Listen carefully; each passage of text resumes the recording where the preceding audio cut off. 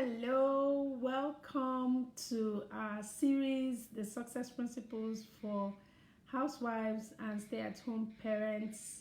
My name is Dr. Mrs. Blessing Ishomo. I am a certified leadership coach, a family and sex coach, a certified trainer of the Success Principles online, and a network marketing professional. Thank you so much for joining us, and for all those that have joined from day 1, today is day 18. Woo-hoo! Thank you, and congratulations. I hope you're picking things from what we're sharing. This is an amazing book, like so many other self-help books. This book would help change a lot for you up there in the mind, and it gives you practical ways to go about it. I love the success principles. You can use it for different things, business, family. And so today we want to look at rejection. Yesterday we talked about ask. And when you ask, rejection, there's a huge possibility that you would hear the word no. And how you interpret no, like what we said yesterday, matters a lot. So Jack Canfield said rejection is actually a myth. It's something that we make up here. And it's really nice. I was sharing yesterday that when I realized from the reading the book that before you heard no, you are still the same person. It didn't change anything. When we say to ourselves, I'm no good, I am not a part of those that should be given this, either the scholarship or to be in the team, we begin to create a story. That's the myth. A story that is not there. And then we believe that story. Some days ago, a friend sent me a text, and she shared how they had a program.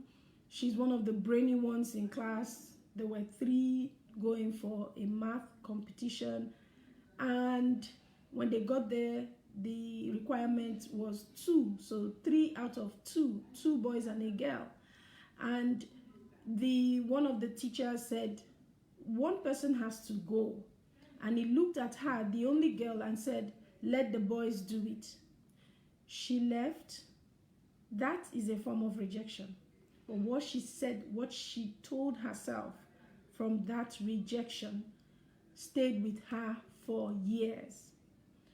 So she became a bit uncomfortable whenever she has to compete with boys, because the story she told herself is, I'm not good enough. I can't compete with a boy.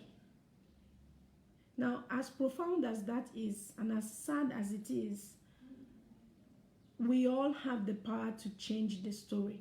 So begin to move the story to a positive one. When you hear no, like we said yesterday, it doesn't mean never. That same person, you can ask in another way. You can change it. When you hear no, when you hear, sorry, we're not interested in your book, we're not interested in your business, I'm sorry, I can't marry you, I'm sorry, your child isn't doing well, instead of interpreting or letting the negative self-talk to take over the narrative, one of the ways that I've been able to cope with this rejection is to say, you know what, something better is in future, is in store for me. So when I hear no is the person is not ready, or the person doesn't understand, or the person is distracted. Like I said yesterday, I've had people say to me, why didn't you explain it? You did not tell me like this. And in my head, I did explain, but you were not listening. So when next you hear a no, say to yourself, they're not ready for me. There's someone out there that is ready for me. One of my mentors, John Asaraf, would say, what you want. Is John Asaraf, or the author that co-authored the Chicken Soup for the Soul, Mark Victor Hansen? What you want wants you. Really, what you have as a coach, what you are passionate about, there's someone out there that needs it. As a mom, as a business owner, whatever you want, as a father, what you are trying to bring out, the value you want to give out, there is someone that is out there looking for that same value. So when you back down, when you allow that self-talk to keep you from achieving your goals, you're actually doing a disservice.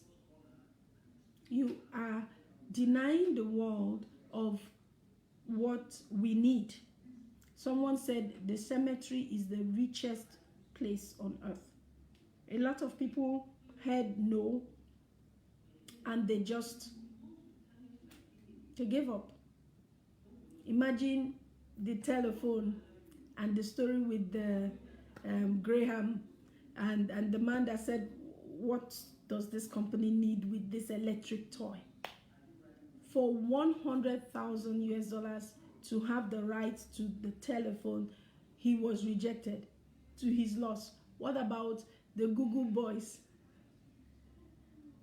They came to Yahoo and they said, let's partner, let's merge. He said, go play with your classroom work. When you are matured enough, would listen to you. And how is it working for them today? They could have just snapped up all those shares and the potential of this giant that this Google has turned into. What about Chicken Soup for the Soul? I met someone recently that I was trying to relate to the person. I said, I'm a certified trainer of the Success Principles by Jack Canfield. The person was trying to understand what I was saying. What's Jack Canfield? Who is Jack Canfield? And I now said, the person that co-authored Chicken Soup for the Soul. You need to see the bright, oh yes, that book, I love that book, I read it. The person just, in my mind, I'm saying, calm down. I think I started this discussion. Let me get to where I'm going. The person was so happy, and all of a sudden, the person was so happy to know me. I was like, oh, you know the author? That book was rejected over 130 times. Over 130 times. Imagine, say, look, this not what's in vogue. We don't publish short stories. Stories don't. We bring something. I mean, show us the graphs. Show us the, when you want to write your book, a lot of people will come with all sorts of suggestions. Just go with your heart.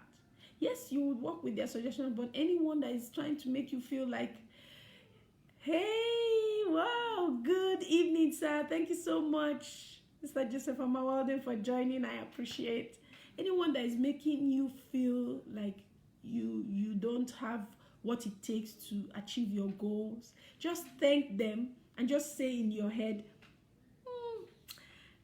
I'm sorry, it's your loss. I have so much value to give and you're not seeing it. Sorry. Next. So some will, some won't. So what? Next. You keep going and keep going. In fact, he talked about a man, John Creasy, a writer, whose book was rejected 743 times. Oh my goodness. I'm asking myself, have I actually... What excuse do you have?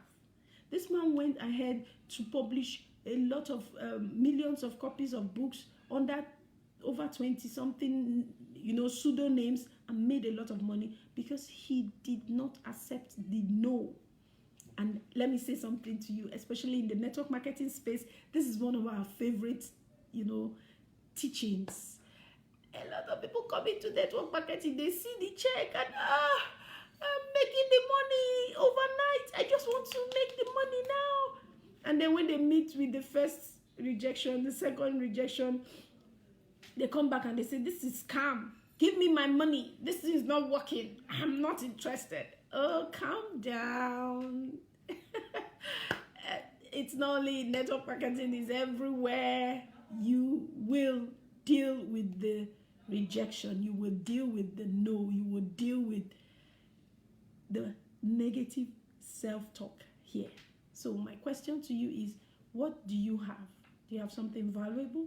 If you don't really know what you have, then you need to sit down and write down why you are going for what you are going for. Because if you have a big why, nothing will stop you.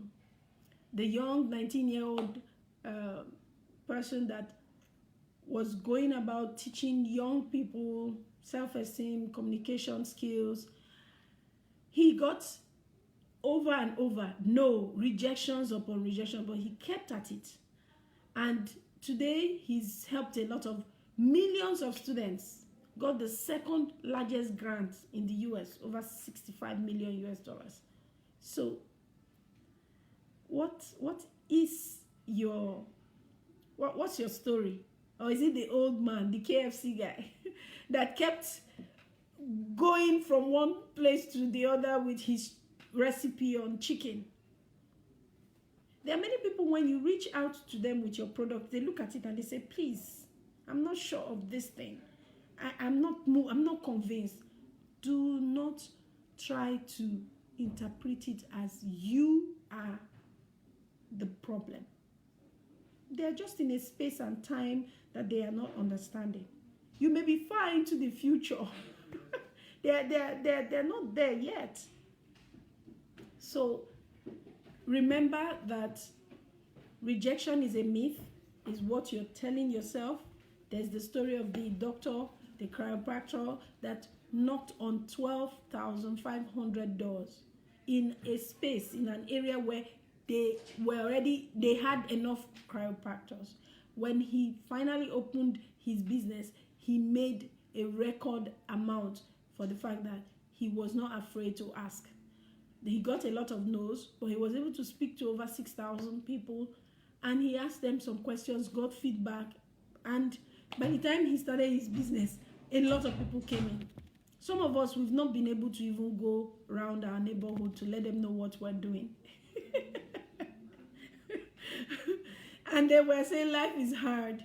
And we're saying we've called all our friends. Remember that your friends, 1, 2, 3, 4, 5, in how many billion? Do you know how many people are in this world? In fact, in your locality, how many people there are? So you just talk to one person and the person says, boo, nah, shoo.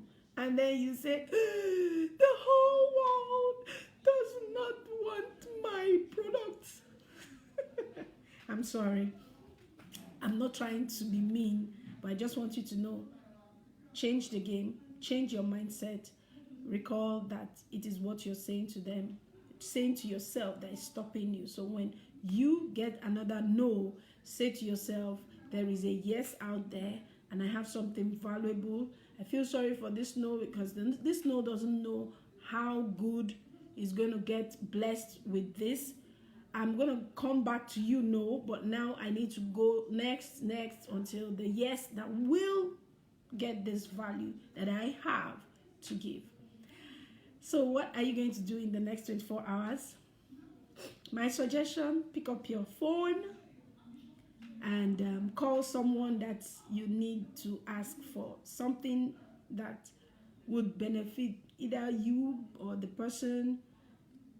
Do not be afraid to ask. Do not be afraid to hear no, and go get that thing done. So for me, I will be chatting someone that I look at and I feel the person is high up there, and I'm going to be asking for a favor tonight. Thank you so much for your time, and bye-bye for now.